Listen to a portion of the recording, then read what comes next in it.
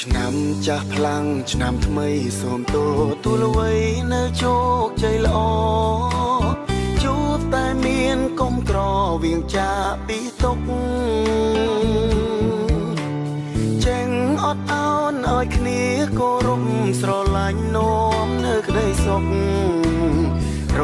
កអានមិនលាក់មុខដោយស្មោះស្ម័គ្ររួមគ្នាឆ្លងឆ្នាំឆ្លងផ្នត់គុំនឹងឆ្លងយកការគិតដែលល្អជោគជ័យពុកពេញសេរីសួស្តីទាំងអ